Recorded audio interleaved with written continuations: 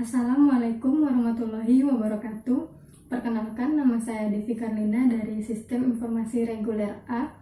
Saya akan menjelaskan mengenai Work Breakdown Structure dari skripsi yang saya pilih, yaitu Rancang Bangun Sistem Informasi Perekrutan Karyawan pada PT Desa Light X Bank Jaya. Berikut adalah penjelasannya.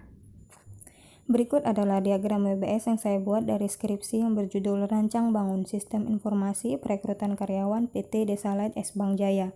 Pada tingkat 1 terbagi menjadi 7 tahap. Yang pertama perencanaan, yang kedua permulaan, yang ketiga analisis sistem, yang keempat desain, yang kelima implementasi sistem, yang keenam pengujian, dan yang ketujuh operasi sistem atau penerapan.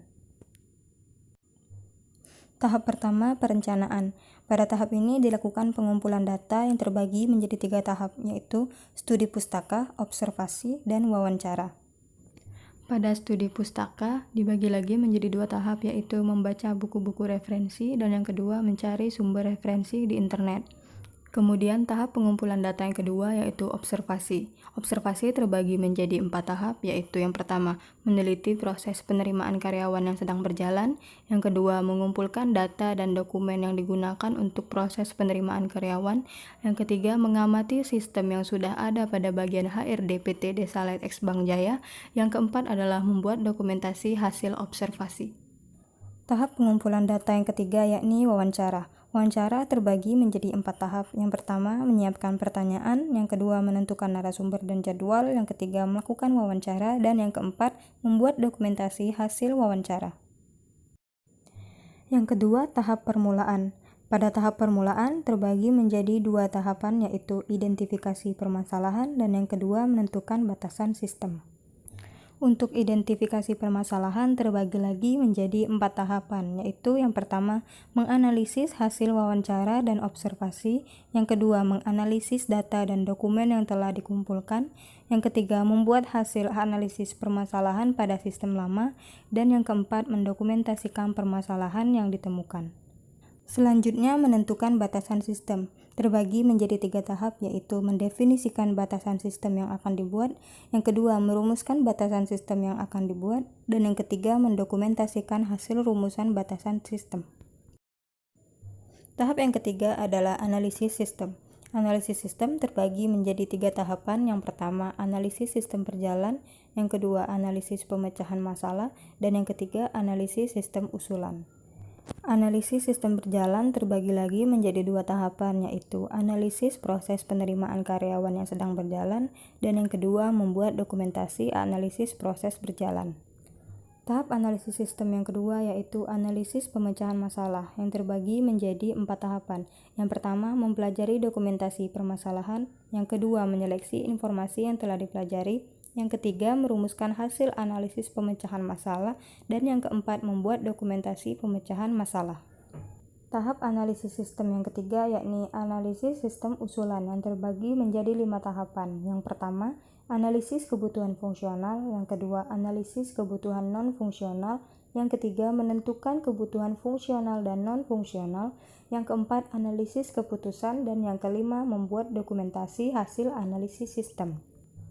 Pada tahap analisis keputusan dibagi lagi menjadi 2 tahapan, yaitu merumuskan kandidat pengembangan sistem dan yang kedua menentukan kandidat sistem terpilih. Selanjutnya tahap yang keempat yaitu desain. Desain terbagi menjadi 3 tahapan. Yang pertama desain sistem, yang kedua desain database, dan yang ketiga desain layout. Pada desain sistem terbagi menjadi 3 tahapan. Yang pertama membuat desain diagram dekomposisi, yang kedua membuat flowchart, yang ketiga membuat DFD sistem usulan.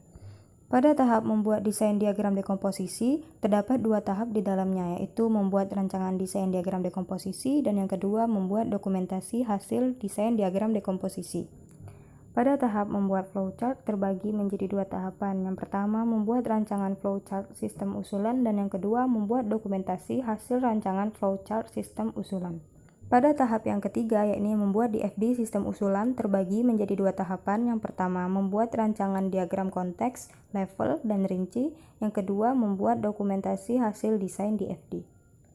Setelah desain sistem, selanjutnya adalah desain database yang terbagi menjadi 4 tahapan.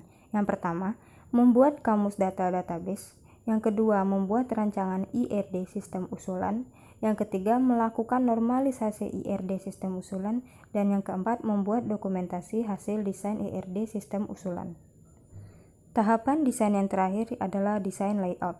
Desain layout terbagi menjadi 4 tahapan. Yang pertama, membuat rancangan interface system. Yang kedua, membuat rancangan input system. Yang ketiga, membuat rancangan output system. Dan yang keempat, membuat dokumentasi hasil desain layout system. Selanjutnya, tahap yang kelima yaitu implementasi sistem.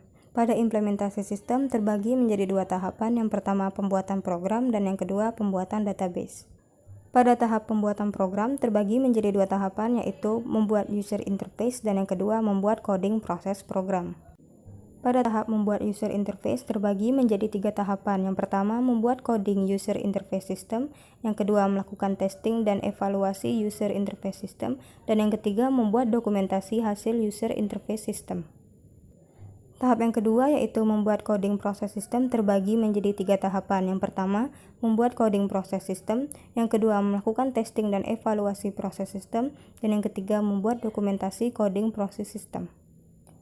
Tahap selanjutnya yaitu pembuatan database, terbagi menjadi 4 tahapan. Yang pertama, melakukan instalasi RDBMS system, yang kedua membuat coding database system, yang ketiga melakukan testing dan evaluasi database system, yang keempat membuat dokumentasi hasil coding database system.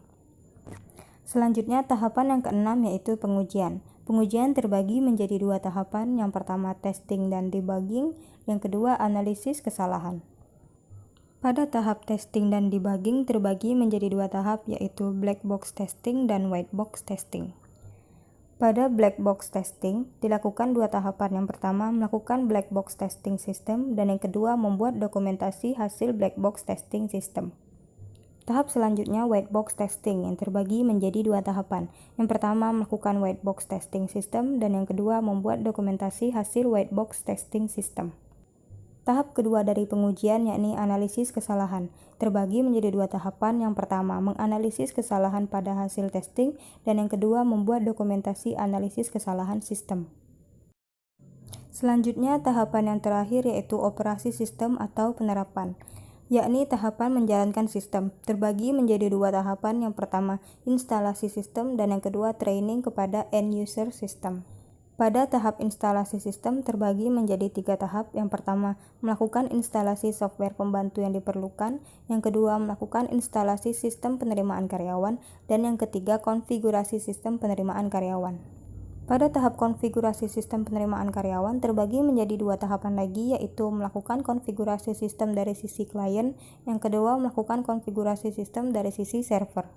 Tahap kedua dari operasi atau penerapan yaitu training kepada end user system terbagi menjadi 2 tahapan. Yang pertama melakukan pelatihan sistem, yang kedua membuat dokumentasi training end user system.